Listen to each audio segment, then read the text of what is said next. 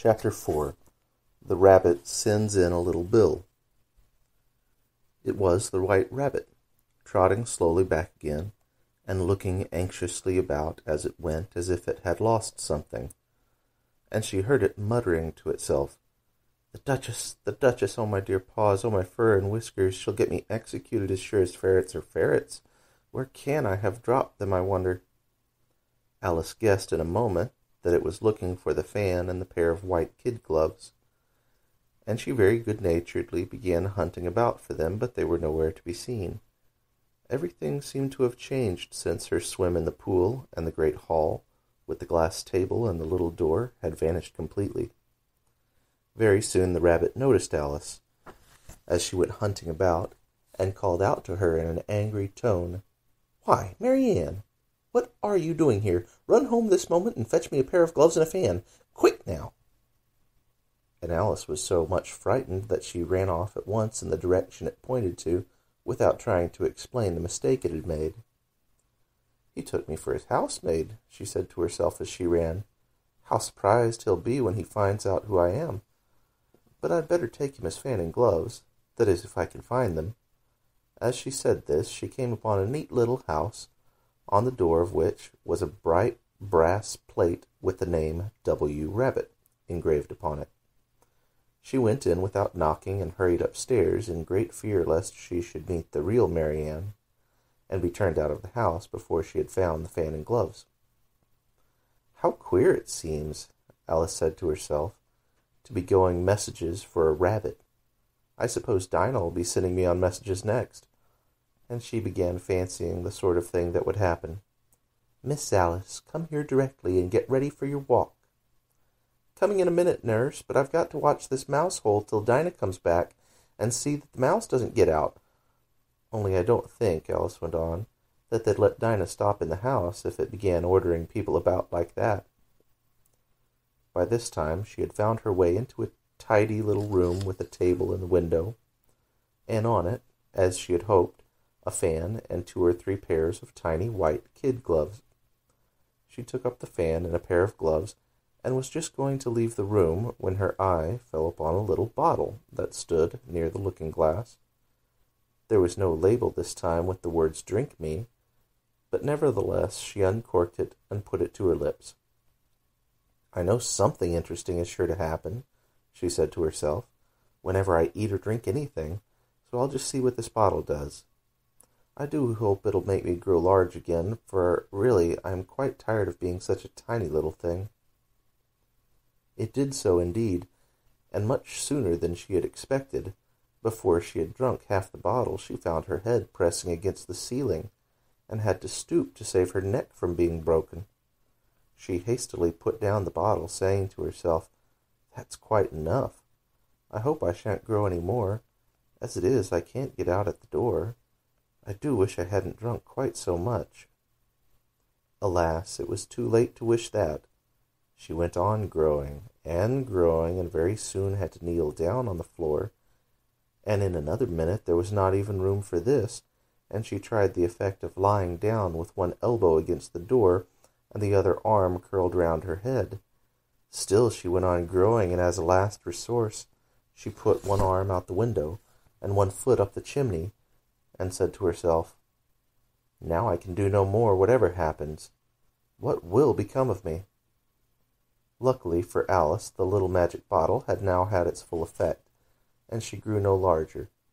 Still, it was very uncomfortable, and as there seemed to be no sort of chance of her ever getting out of the room again, no wonder she felt unhappy. It was much pleasanter at home, thought poor Alice, when one wasn't always growing larger and smaller, and being ordered about by mice and rabbits. I almost wish I hadn't gone down that rabbit hole. And yet, it's rather curious, you know, this sort of life. I do wonder what can have happened to me. When I used to read fairy tales, I fancied that kind of thing never happened, and now here I am in the middle of one. There ought to be a book written about me, that there ought. And when I grow up, I'll write one. But I'm grown up now," she added in a sorrowful tone. "At least there's no room to grow up any more in here." But then, thought Alice, shall I never get any older than I am now? Well, that will be a comfort in one way, never to be an old woman. But then always having to learn lessons, oh, I shouldn't like that.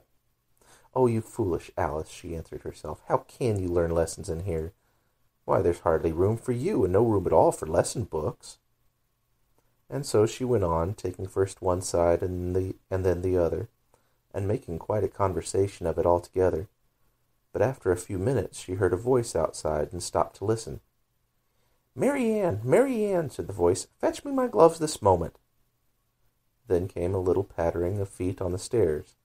Alice knew it was the rabbit coming to look for her, and she trembled till she shook the house, quite forgetting that she was now about 1,000 times as large as the rabbit, and had no reason to be afraid of it. Presently the rabbit came up to the door and tried to open it, but as the door opened inwards and Alice's elbow was pressed hard against it, that attempt proved a failure. Alice heard it say to itself, Then I'll go round and get in at the window.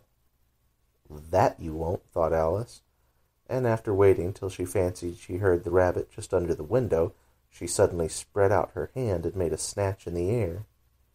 She did not get hold of anything, but she heard a little shriek and a fall, and a crash of broken glass, from which she concluded that it was just possible it had fallen into a cucumber frame, or something of the sort. Next came an angry voice, the rabbit's. Pat! Pat, where are you? And then in a voice she had never heard before, Sure that I'm here, digging for apples, your honour. Digging for apples indeed, said the rabbit angrily. Here, come and help me out of this. Sounds of more broken glass. Now tell me, Pat, what's that in the window? Sure, it's an arm, your honour.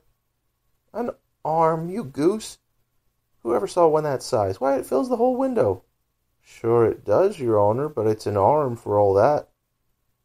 Well, it's got no business there, at any rate. Go and take it away. There was a long silence after this, and Alice could only hear whispers now and then, such as, Sure, I don't like it, your honour, at all, at all. Do as I tell you, you coward. And at last she spread out her hand again and made another snatch in the air. This time there were 2 little shrieks and more sounds of broken glass. What a number of cucumber frames there must be, thought Alice. I wonder what they'll do next.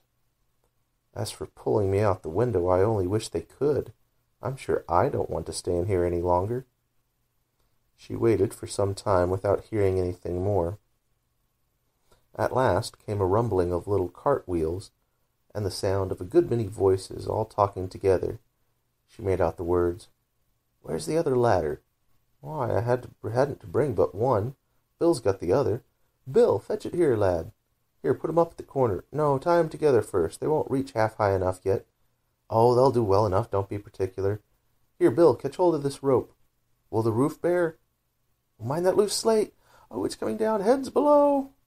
A loud crash. Now, who did that? It was Bill, I fancy. Who's to go down the chimney? Nay, I shan't. You do it. Oh, that I won't, then. Bill's to go down. Here, Bill, the master says you've got to go down the chimney. Oh, so Bill's got to go down the chimney, has he? Said Alice to herself. Why, they seem to put everything upon Bill. I wouldn't be in Bill's place for a good deal. That fireplace is narrow, to be sure, but I think I can kick a little. She drew her foot as far down the chimney as she could, and waited till she heard a little animal, she couldn't guess of what sort it was, scratching and scrambling about in the chimney close above her. Then saying to herself, This is Bill, she gave one sharp kick, and waited to see what would happen next. The first thing she heard was a general chorus of, There goes Bill. Then the rabbit's voice alone, Catch him, you by the hedge. Then silence, and then another confusion of voices. Hold up his head. Brandy, now. Don't choke him. How was it, old fellow? What happened to you? Tell us all about it. At last came a little, feeble, squeaking voice. Well, that's Bill, thought Alice. Well, I hardly know. No more, thank ye. I'm better now. But I'm a deal too flustered to tell you. All I know is something comes at me like a jack-in-the-box, and up I goes like a skyrocket. "So you did, old fellow," said the others. "We must burn the house down," said the rabbit's voice, and Alice called out as loud as she could, "If you do, I'll set Dinah at you." There was a dead silence instantly, and Alice thought to herself, "I wonder what they will do next. If they had any sense, they'd take the roof off." After a minute or two, they began moving about again, and Alice heard the rabbit say, "A barrowful will do to begin with." "A barrowful of what?" thought Alice, but she had not long to doubt, for the next moment a shower of little pebbles came rattling in at the window, and some of them hit her in the face. "I'll put a stop to this," she said to herself, and shouted out, "You'd better not do that again," which produced another dead silence. Alice noticed with some surprise that the pebbles were all turning into little cakes as they lay on the floor, and a bright idea came into her head. "If I eat one of these cakes," she thought, "it's sure to make some change in my size, and as it can't possibly make me larger, it must make me smaller, I suppose."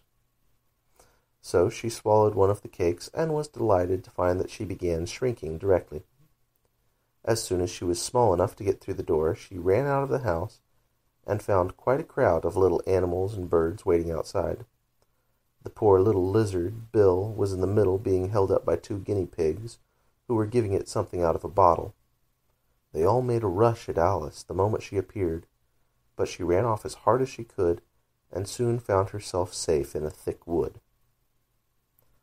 "The first thing I've got to do," said Alice to herself, as she wandered about in the wood, "is to grow to my right size again. And the second thing is to find my way into that lovely garden. I think that will be the best plan." It sounded an excellent plan, no doubt, and very neatly and simply arranged. The only difficulty was that she had not the smallest idea how to set about it, and while she was peering about anxiously among the trees, a little sharp bark just over her head made her look up in a great hurry. An enormous puppy was looking down at her, with large round eyes, and feebly stretching out one paw, trying to touch her. "Poor little thing," said Alice in a coaxing tone, and she tried hard to whistle to it, but she was terribly frightened all the time at the thought that it might be hungry, in which case it would be very likely to eat her up in spite of all her coaxing. Hardly knowing what she did, she picked up a little bit of stick and held it out to the puppy, whereupon the puppy jumped into the air, off all its feet at once, with a yelp of delight, and rushed at the stick, and made believe to worry it. Then Alice dodged behind a great thistle to keep herself from being run over, and the moment she appeared on the other side, the puppy made another rush at the stick, and tumbled head over heels in its hurry to get hold of it. Then Alice, thinking it was very like having a game of play with a cart horse, and expecting every moment to be trampled under its feet, ran round the thistle again.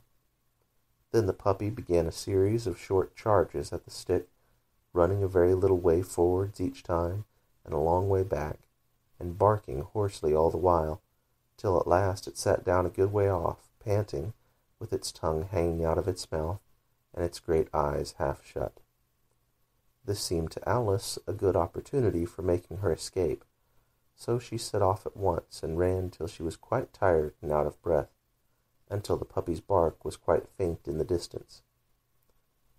"And yet what a dear little puppy it was," said Alice, as she leant against a buttercup to rest herself, and fanned herself with one of its sleeves. "I should have liked teaching it tricks very much, if I'd only been the right size to do it. Oh dear, I'd nearly forgotten that I got to grow up again. Let me see, how is it to be managed? I suppose I ought to eat or drink something or other, but the great question is what?" The great question certainly was what. Alice looked all round her at the flowers and the blades of grass, but she could not see anything that looked like the right thing to eat or drink under the circumstances. There was a large mushroom growing near her, about the same height as herself, and when she had looked under it, and on both sides of it, and behind it, it occurred to her that she might as well look and see what was on top of it. She stretched herself up on tiptoe, and peeped over the edge of the mushroom, and her eyes immediately met those of a large blue caterpillar that was sitting on top with its arms folded, quietly smoking a long hookah and taking not the smallest notice of her or of anything